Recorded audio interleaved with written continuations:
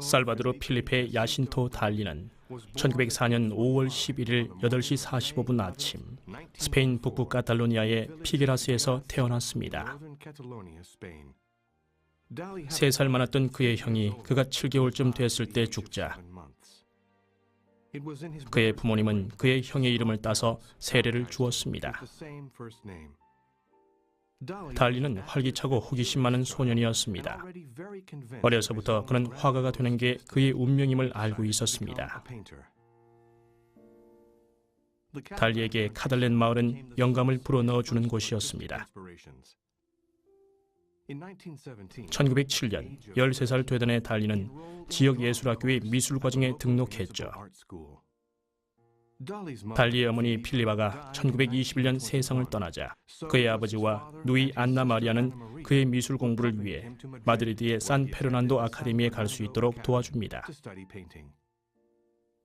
달리에게 있어 이 시기의 공부는 천재성이 싹트는 중요한 시기가 됩니다.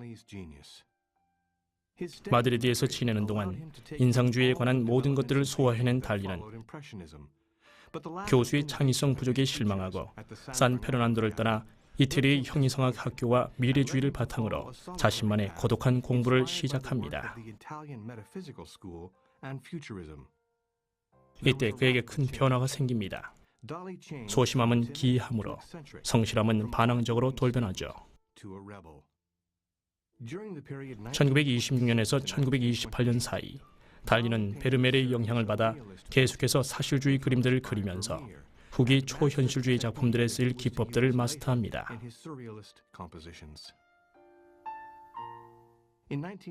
1929년 달리는 사랑하는 동반자 갈라를 만나게 됩니다.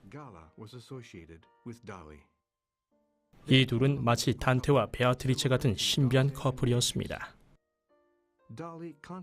달리는 그녀를 많은 작품에 연관시켰고 많은 작품에 갈라 달리라 사인하였으며 많은 시에서 그녀를 찬양하고 그녀에게 헌사하였습니다.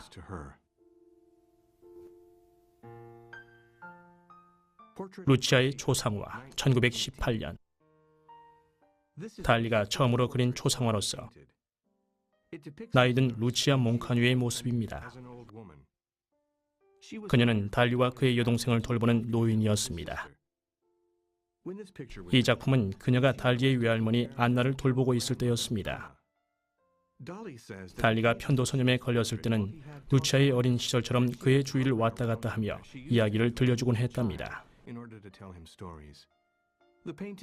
이 작품은 달리의 인상주의 스타일을 잘 대변해주며 석양 무렵의 노인처럼 그 시대의 풍부한 뒤풍경을 보여줍니다.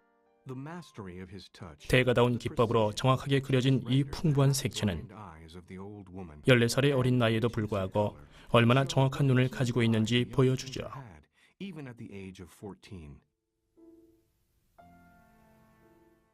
이질 앞에 있는 달리의 자화상 카다케스 1919년 라파엘 풍의 긴 목을 가진 자화상 1920년에서 1921년 달리가 17살이었을 때 항구 도시 카다케스의 길이나 사부와 골짜기로 연결됩니다. 뒷배경은 아침에 찬란한 햇살에 비치는 마을의 전경입니다. 달리 뒤로 섬 같아 보이는 피쇼 지역 근처에 소텔이 보입니다.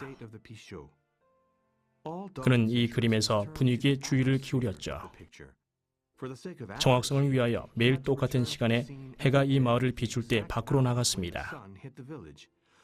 그가 항상 서 있던 절벽은 그림자로 처리했고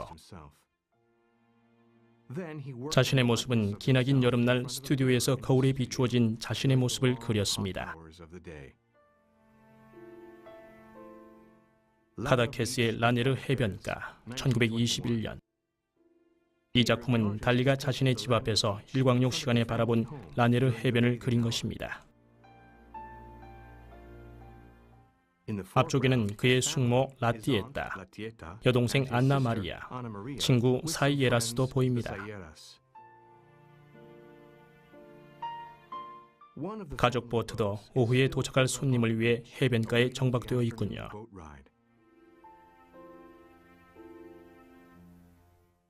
이 그림은 달리가 쇠라의 점묘법에 속하던 시절의 그림으로 볼 수 있습니다.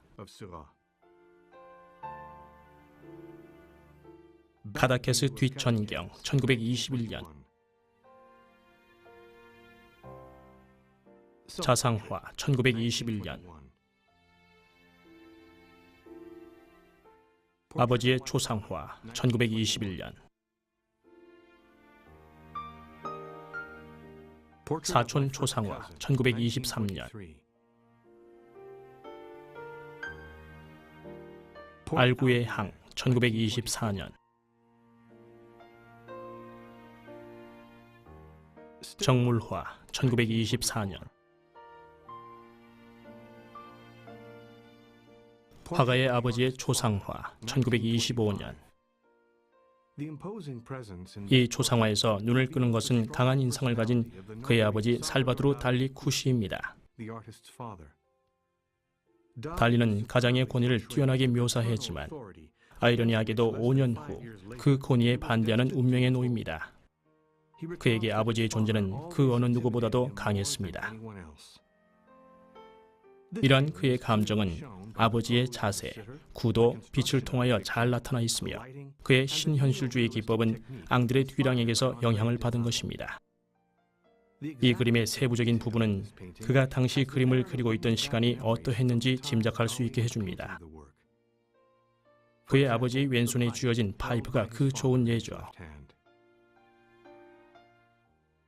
창문가에 서 있는 소녀 1925년 젊은 시절 그는 작은 동판 위에 그의 여동생 안나 마리아를 그리면서 연습했습니다. 간단하게 어깨와 머리를 주로 많이 그렸죠. 대형 캔버스에 그린 그의 아름다운 작품 중 하나입니다. 달리는 거의 항상 창가에 있는 그녀를 그렸습니다. 창문가에 서 있는 소녀의 안나 마리아는 카다케스에 있는 아버지의 집 1층의 스튜디오로 사용되었던 방에 서 있습니다.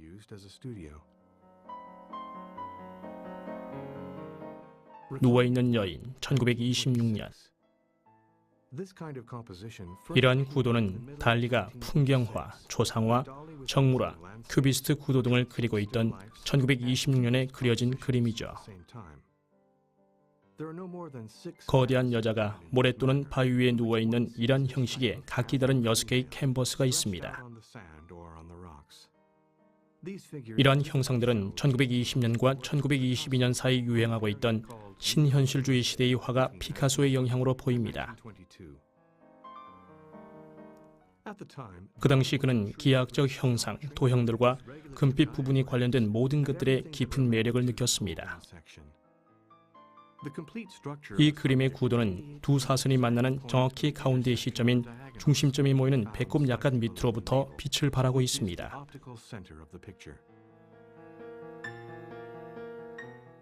빵광주리 1926년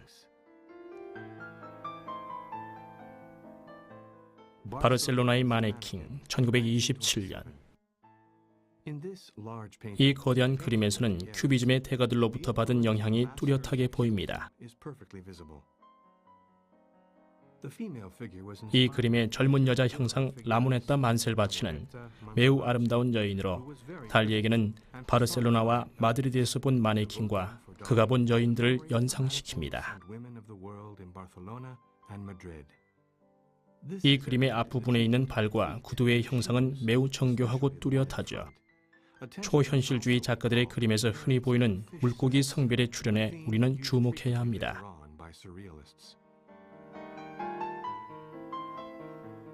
할리 퀸 1927년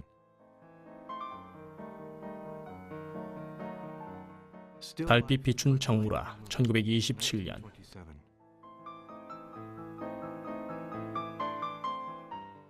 가까운 아프라디스 1927년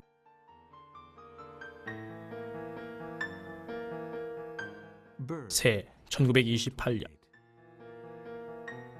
달리의 동물 우화적 경향은 1926년 말쯤 점차 느슨해지면서 그에게 매우 소중하고 뛰어난 과도기였던 1928년을 넘기면서 대부분 환상적인 소재들로 바뀝니다.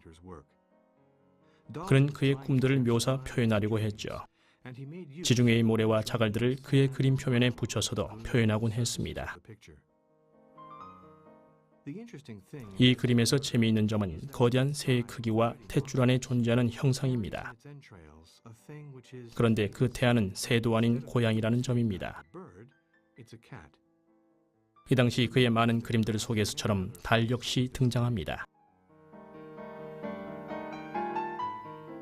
채워지지 않은 욕망, 1928년. 이 작품은 1928년 여름 카다케스에서 그린 것입니다. 달리가 라네르 해변가에서 사용했던 해변의 자갈들을 콜라주 기법으로 이용한 첫 시도입니다. 자갈들과 떠있는 콜라병은 그의 연속물의 시작으로서 그에게 있어 초현실주의 이전의 가장 중요한 작품이었으며, 흰색의 줄을 이룬 캔버스에는 이상적인 형상들과 깃털만이 존재합니다.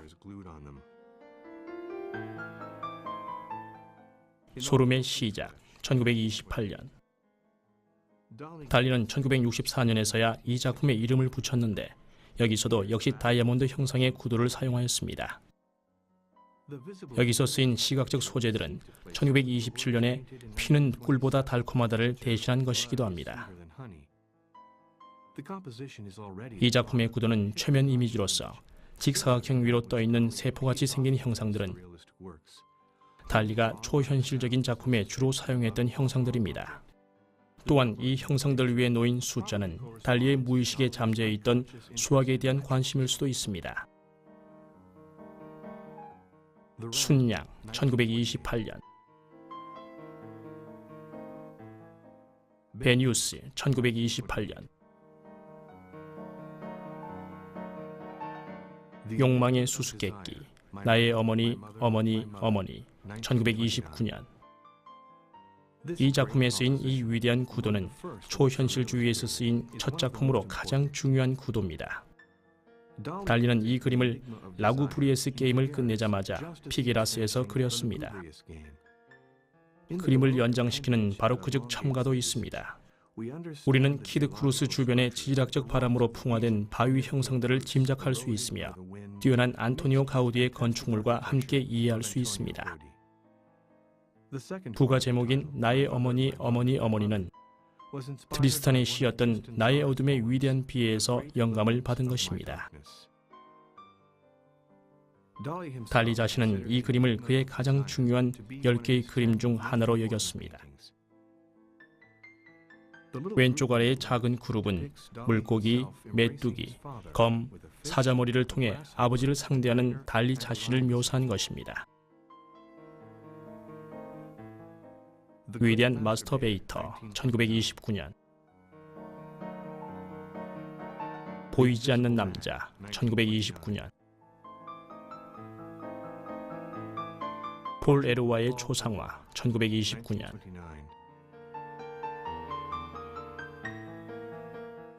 욕망의 숙소, 1929년. 빛나는 쾌락, 1929년. 어린 여인에게 있어서의 최고의 기념물, 1929년.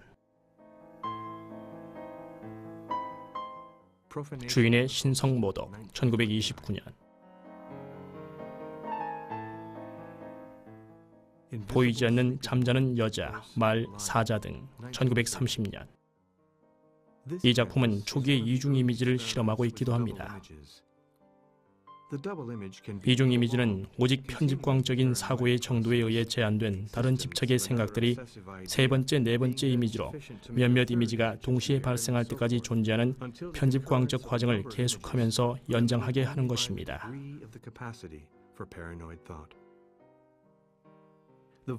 폭력적이고도 에로틱한 형상들이 사지와 머리로 변형된 이 전체 효과는 매끄러운 그림자와 폭력적인 색채들로 형태의 본질적 성격과 함께 묻어나온 것입니다.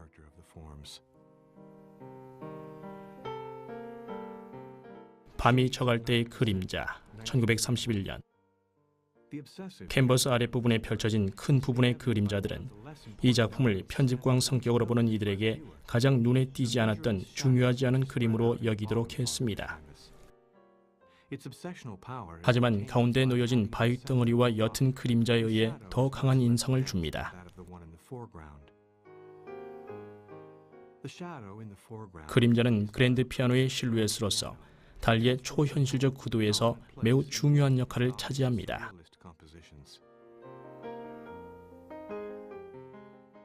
기억의 영속, 1931년. 윌리엄 텔의 노년 시절, 1931년. 꿈, 1931년. 갈라의 초상화, 1931년. 이 작은 두 초상화는 달리를 만난 지 얼마 안 된 갈라를 보여줍니다. 이 작품들은 1년이라는 각각의 기간을 두고 유화로 그려졌습니다. 리구아항에 살 당시 올리브 나무에 그려진 유화로 다른 하나는 무지개색 뒷배경을 가진 엽서입니다. 갈라는 달리의 단 하나뿐인 영감이었습니다. 그녀는 여느 위인들의 연인들처럼 중요한 인물이었습니다. 보통, 훌륭함, 보이지 않는 하프, 1932년.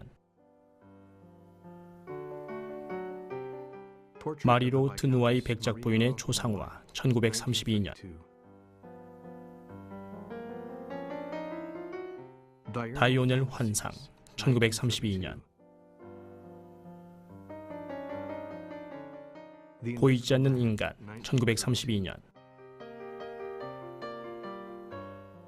어린 여인의 기억, 1932년.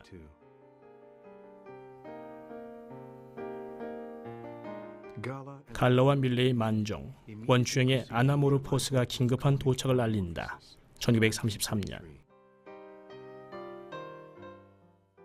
뒷배경엔 갈라가 정면을 응시하며 미소를 짓고 있습니다.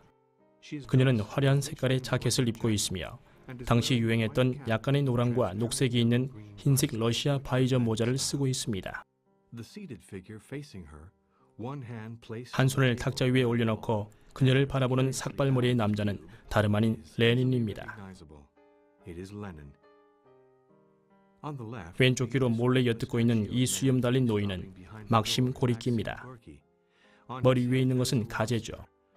갑각류는 작가가 시대착오를 위해 즐겨 사용하던 소재입니다. 존 프랑스와 밀레의 만종이 재현되어 문 위에 걸려져 있군요. 부드러운 시계, 1933년. 윌리엄 텔의 수수께끼, 1933년.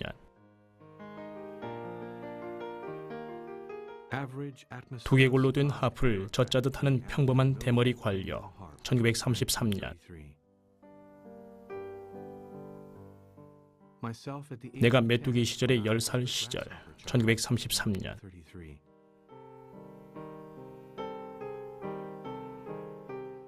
풍경화에서의 신비적인 요소들, 1934년. 이 구도는 달리가 파리의 아파트에서 상상력으로 그린 것입니다. 이젤 앞에 앉아 작업을 하고 있는 예술가는 암프로담이 있는 하얀 캔버스를 응시하고 있는 베르메르 델프트입니다. 뒤로는 세일러복을 입고 있는 어린 시절의 달리가 굴렁쇠를 쥔 채 히틀러 같은 유모에 나오는 여인 곁에 서 있습니다. 초현실주의자들을 화나게 할 정도로 사실적으로 묘사했죠. 여기 이 두 개의 부드러운 형태의 커플은 에로틱 형상의 하나로 간주되어 달리가 상징이라 부르며 초현실적 시기에서 많은 시리즈에 사용했던 형태학적이고 피아체인 체계의 상징입니다.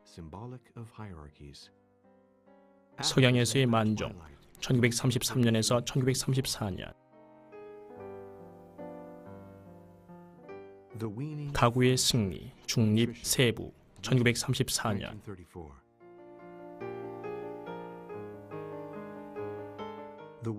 가구의 승리, 중립, 1934년.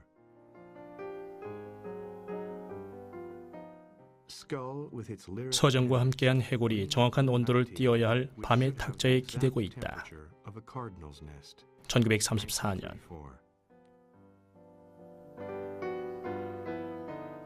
섹스 어필의 환영 1934년. 자바인 마네킨 1934년. 하프 위에서의 명상 1934년. 청명한 날씨의 추구 1934년. 초현실주의자의 포스터 1934년. 안젤라 스칼라 1935년.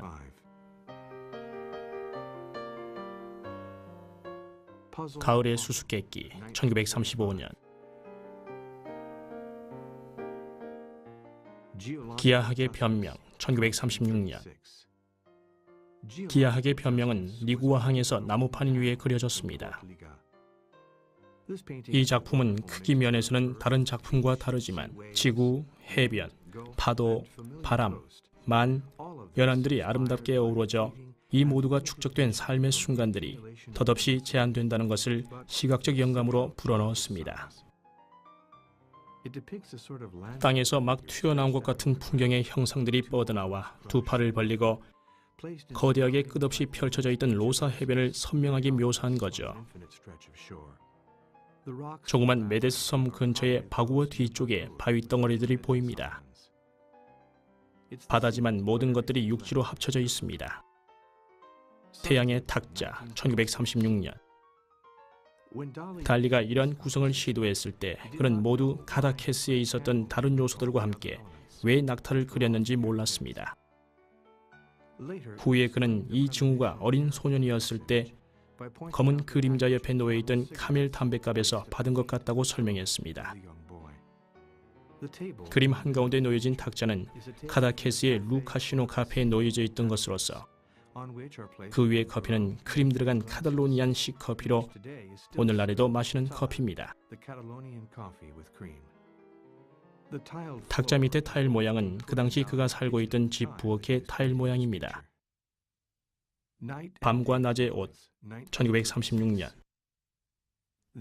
흥미로운 이 옷의 창조는 달리가 겨울 운동을 하면서 상상해낸 것으로 여름에 일광욕을 할 수 있도록 한 것인데 쉽게 신체를 노출할 수 있도록 하기 위해 앞에 덧댄 것을 걷으면 숨겨진 4개의 개구부가 보입니다.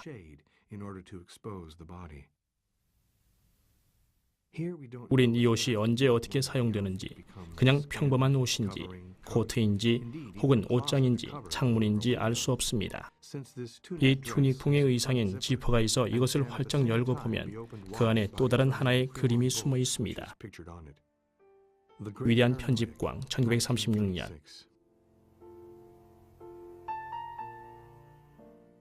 삶은 완두콩과 흐물흐물한 구성, 내란의 전조 1936년.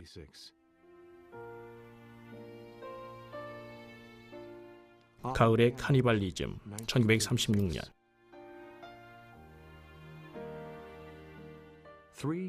오케스트라를 쥐고 있는 새 초현실주의 여인 1936년.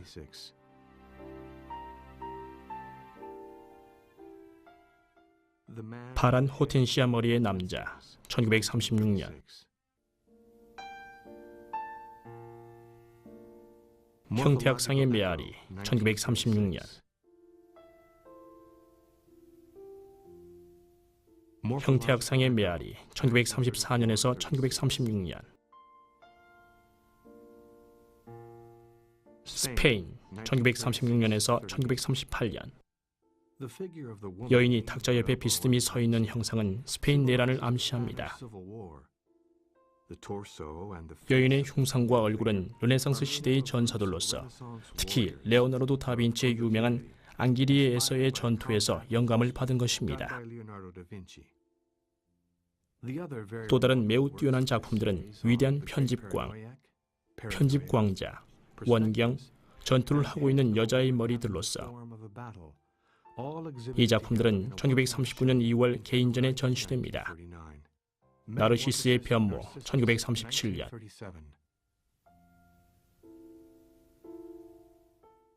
원경 1937년.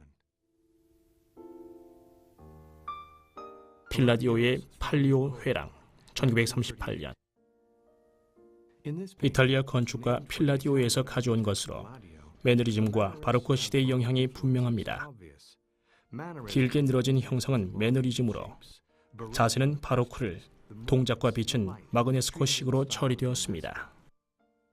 이 건축적 형상들의 속의 그림의 비례는 빈첸자에 있는 올림픽 극장에서 영감을 얻었죠. 배경을 위해 그는 서 있는 인간 형상을 짧고도 원근법적인 효과로 사용함으로써 심오한 깊이를 보여줍니다. 통로 끝쪽에 태양 아래 뛰놀고 있는 어린 소녀는 초현실적 작품들에 많이 쓰인 소재입니다.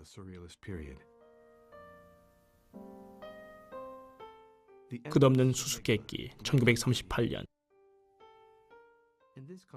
이 그림의 구도에서 달리는 이중 이미지를 추구하는 것만으로는 불만족을 느끼지만 어떤 이들에겐 모두 동시에 혹은 하나하나 차례대로 어떤 감정을 유발시키고 축적시키는 데 실패하진 않습니다. 6개의 다른 소재들이 제목을 정당화시켜 주고 있습니다.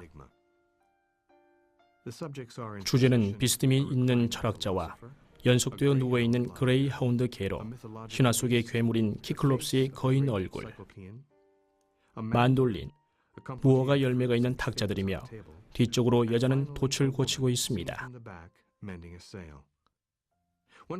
우리는 여기서 오른쪽 구석엔 갈라가 머리 위 터번을 한 얼굴 윗부분을, 왼쪽 밑부분에는 나뭇가지가 균형 잡히게 서 있는데 그 위에는 구워졌던 정어리가 앙상한 뼈만 남은 채 있습니다. 아프리카의 인상 1938년. 새 우아함의 마법에 걸린 해변 1938년.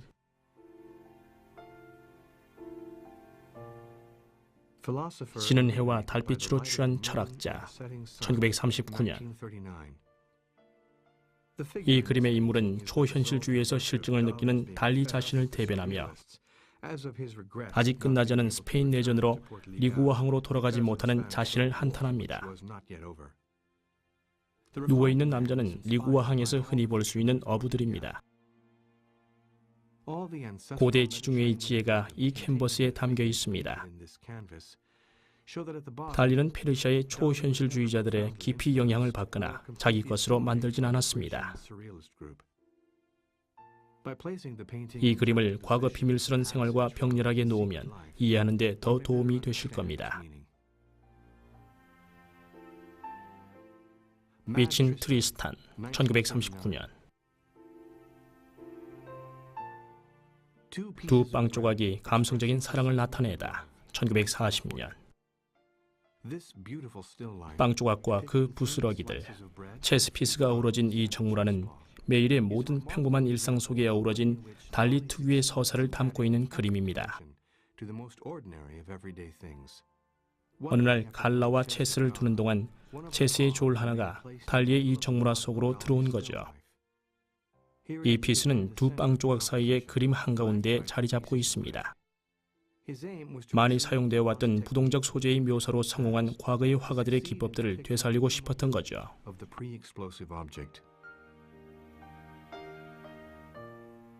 전쟁의 얼굴 1940년.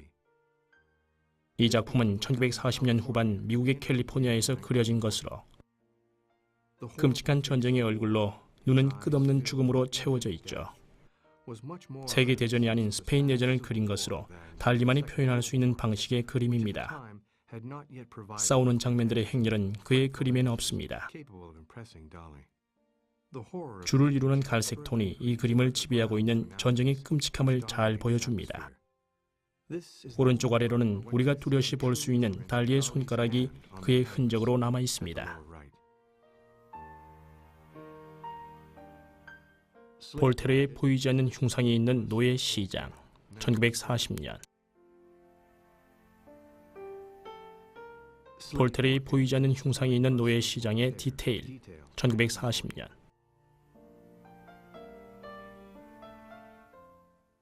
주머니가 달린 가족 1940년. 기다리 아저씨의 오후 희망 1940년.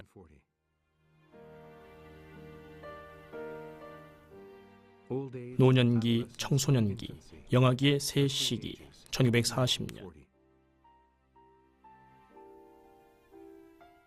볼테르의 보이지 않는 흉상, 1941년.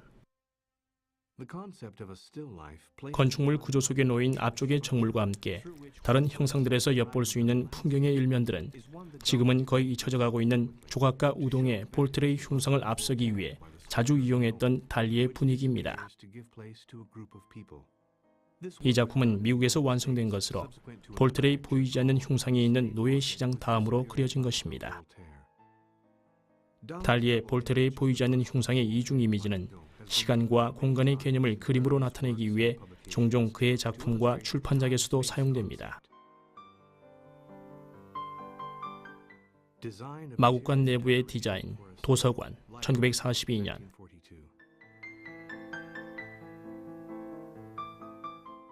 미국의 시인, 1943년. 제2차 세계대전 동안 달리와 갈라는 미국에서 이미지를 옮기기 위한 몇몇의 다른 방식들을 사용하게 되고 이 방법들은 꽤 유익하고 성공적이었습니다. 미국의 역동설은 두 풋볼 선수와 부가적으로 쓰인 또 다른 인물을 표현하게 했죠. 왼편에서 그는 공을 손가락 끝으로 받치고 있는데 흑인 특유 체형의 민첩함을 나타내고 있기도 합니다. 이 작품에서 달리는 뒤편의 시계탑에 매달려 있는 아프리카 대륙을 그림으로써 전쟁 후에 일어날 흑백인의 대립을 전조하고 있습니다. 코카콜라병 역시 뭔가를 예견하고 있습니다. 사진처럼 정확히 그려진 코카콜라 병은 앤디 워홀과 미국의 팝 아티스트들보다 20년이나 앞선 것이었습니다. 새로운 인간의 탄생을 지켜보는 지정학적인 아이, 1943년. 이해할 수 없는 5m 길이의 손잡이를 가진 날아다니는 거대한 찻잔, 1944년에서 1945년. 달리는 오랜 망명 생활로 고향 카다케스의 분위기와 빛은 희미해졌고 이제 추상적이고 매우 상상적인 크르스 케이프 앞에 있는 쥐란 뜻을 가진 라타섬의 바위를 그립니다. 이 그림의 전체적인 구도는 찻잔의 손잡이에 놓인 수수께끼 같은 대수학적 나선형에서 비롯됩니다.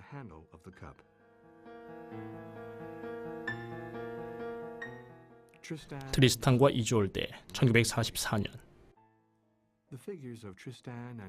이 트리스탄과 이졸데는 바그너의 음악과 함께한 발레 바카날의 무대 극장막으로도 사용되어 1944년 뉴욕 국립극장에서 처음으로 바그너의 음악과 함께 사람들 앞에 선보였습니다. 발레 이야기는 달리 자신이 전쟁 전 쓴 것이기도 합니다. 발레는 달리에게 그의 편집광적 비판적 방법을 실현한 한 방법이기도 했습니다. 잠에서 깨기 직전 석류 주변을 날아다니는 한 마리 꿀벌에 의해 야기된 꿈, 1944년.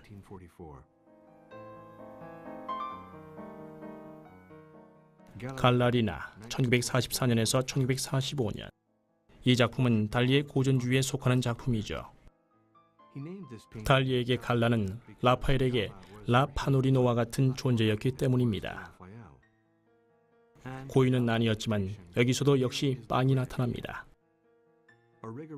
수수께끼 같고도 사물을 꿰뚫어보는 분석으로 갈라의 발정은 마치 살아있는 듯 보이며 빵광주리의 크기와도 비슷하고 그녀의 가슴은 빵 조각의 극치를 보여줍니다.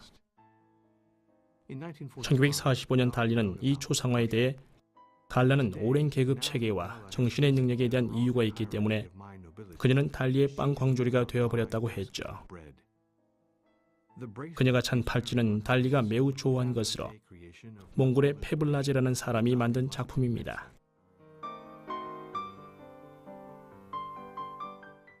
갈라의 얼굴에서 보이는 새 환영, 1945년. 빵 광주리, 1945년. 호모의 이상화와 갈라의 사선 꿈, 1945년.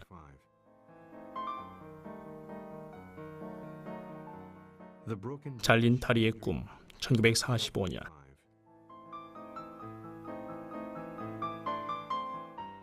산 안토니오의 유혹, 1946년.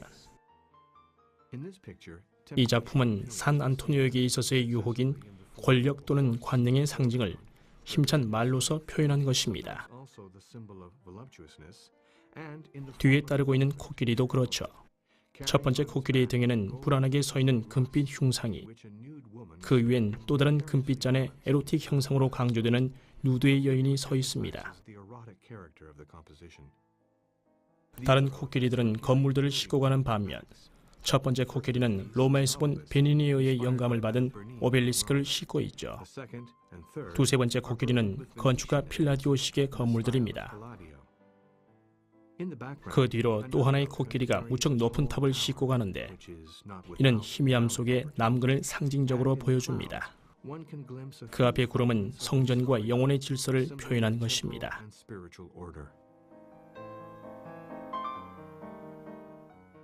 피카소의 초상화, 1947년.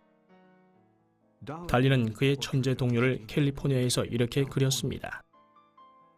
달리는 안달루시안 지방의 예술가들이 원래 서사적으로 묘사했던 민간 설화적인 모든 요소를 종합해 놓았습니다. 흉상 위에 놓인 가슴은 그의 굳은 명성을 공식적으로 신성화한 것으로, 가슴은 피카소의 중립적인 면을 나타내죠. 머리 위에 무겁게 보이는 바위 덩어리가 그가 피카소로부터 받았던 영향이 얼마나 큰가를 보여줍니다. 얼굴은 염소뿔과 그레코 이베리아 양식의 머리 장식의 결합체인데 이는 안달루시안과 말라간을 근원으로 했던 피카소를 위한 것이었습니다. 이베리아 민간 설화는 카네이션과 자스민, 기타로 끝을 맺습니다.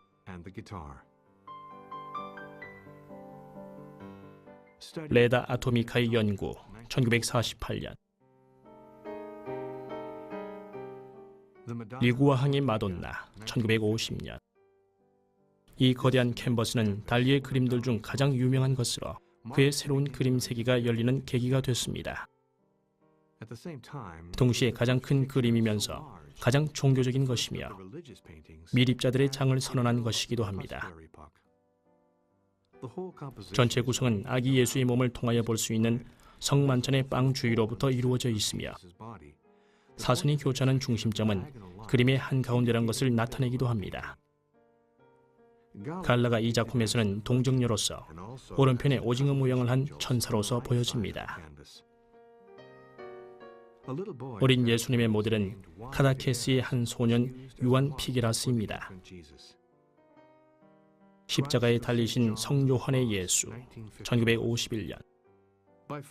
그의 종교화 중 가장 유명한 것은 바로 이 십자가에 달리신 성요한의 예수로서 예수는 리구항을 내려다보고 있습니다. 이는 성요한이 황홀경에서 본 예수의 모습에 영감을 얻은 것으로 십자가에 달리신 성요한에서 영향을 받은 것입니다. 그는 십자가에 달리신 성요한의 예수에서 이전 경험을 요약하여 어떻게 삼각형과 원형을 이용할 줄 알게 되었으며 삼각형 구도로 매달린 예수를 이렇게 표현했습니다. 배 주변의 사람들은 르냉의 그림과 벨라스케스의 그림 브레다의 항복자에서 따왔습니다. 폭발하는 라파엘의 머리, 1951년. 승천하는 밀입자의 라피스라 줄리나, 1952년.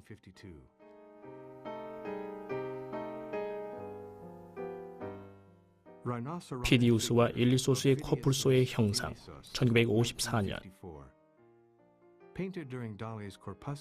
달리는 정밀한 그림을 그리던 시절 긴장된 코뿔소의 혼을 이용하여 부분 또는 전체의 구성을 잡고자 했습니다. 신화적인 소재가 긴장되게 카다케스만과 함께 그려져 있죠. 배경에는 카다케스만의 입구에 쿠르쿠르기라 불리는 거대한 바위가 있습니다. 물 아래 부분은 1950년 그림과 1963년 그림 모두에 똑같이 그려져 있습니다. 달리는 일리소스의 흉상과 고한 부분을 이용함으로써 이 캔버스에서의 부분적 표면이 제공하는 두려움을 극복할 수 있었습니다. 리구아항의 풍경과 고향의 천사, 그리고 어부.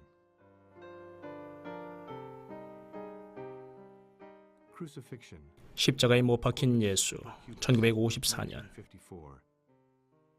이 그림은 고전 기법을 이용하여 그린 그의 종교화 중 가장 중요한 작품으로 이를 형이상학적으로 초월한 큐비즘이라고 그는 정의 내렸습니다. 십자가는 다중 입방체들로 구성되어 있습니다. 매우 고귀하게 그려진 갈라는 인간의 입방체 수준에서의 다중 입방체 확장과의 완전한 조화를 이룹니다. 그녀는 리구아항 입구에 서 있습니다. 오후의 리구아항의 막사, 1954년.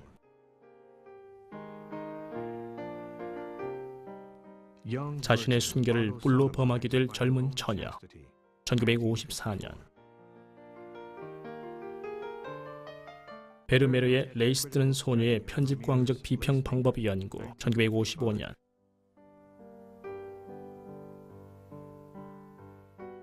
최후의 만찬, 1955년. 파이 중간자에 둘러싸인 성인, 1956년.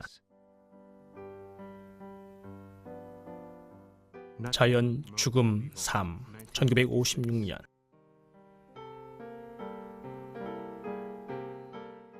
리구아항의 성 헬레나, 1956년.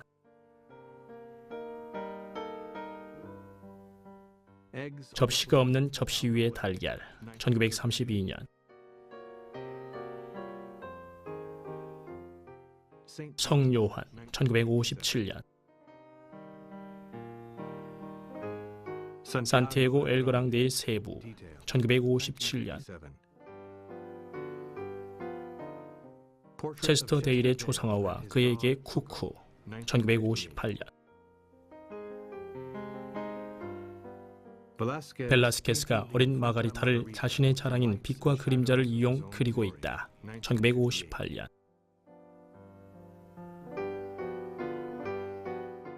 크리스토퍼 콜럼버스의 신대륙 발견, 1959년.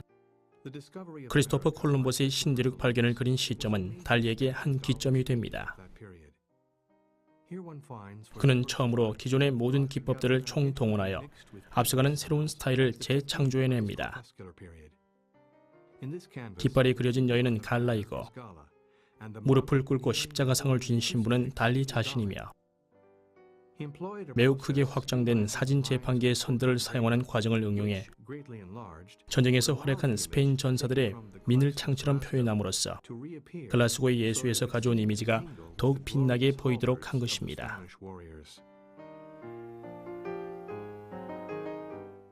살바도르와 안토니오 가우디가 동정리의 왕관을 위해 싸우다, 1960년.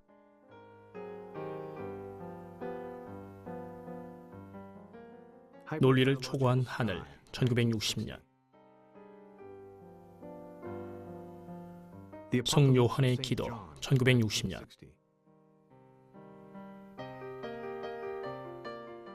엠마우스에서의 하인들의 속임수, 1960년.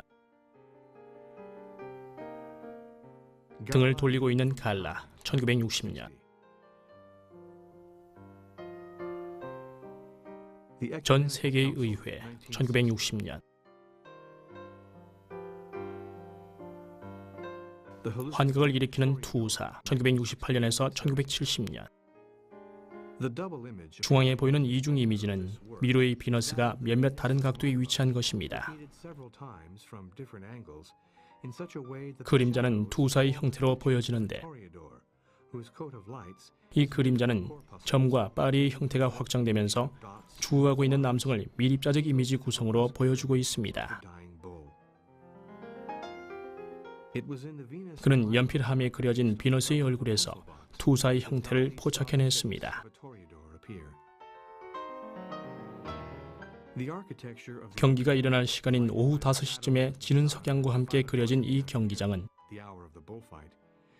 달리가 극장의 무대에서 작업하기 이전에 고전의 스페인식 건물과 이태리에서 본 건축물들의 결합 이미지로서 피게라스의 오래된 폐허가 된 경기장에서 가져온 것입니다.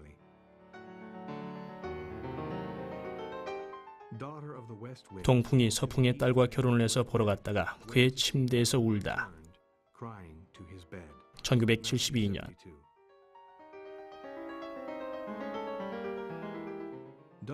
6개의 진짜 거울이 일시적으로 비친 6개의 가짜 각막에 의해 영혼하던 뒷모습의 달리가 뒷모습의 갈라를 그리다. 미완성. 1972년에서 1973년. 입체경으로 실험을 하면서 달리는 입체경의 기록을 시작했는데 왼쪽 눈을 위한 그림과 오른쪽 눈을 위한 그림을 따로 그렸습니다. 이 그림을 거울의 도움으로 합치면 3차원적으로 보이죠. 색들 또한 흑백의 실체적 사진으로부터 달리가 고통스레 복제한 오른쪽 눈을 위해 그린 그림임을 보여줍니다.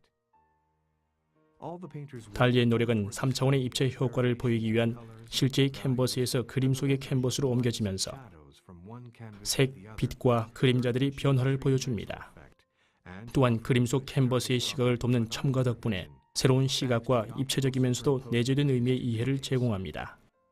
1982년 6월 10일 갈라가 세상을 떠나면서 안타깝게도 달리의 초현실 감각과 독창성도 같이 사라져갑니다. 1983년 5월 그의 마지막 캔버스를 채웁니다. 제비꼬리는 재앙 이론에서 영감을 받은 작품이죠.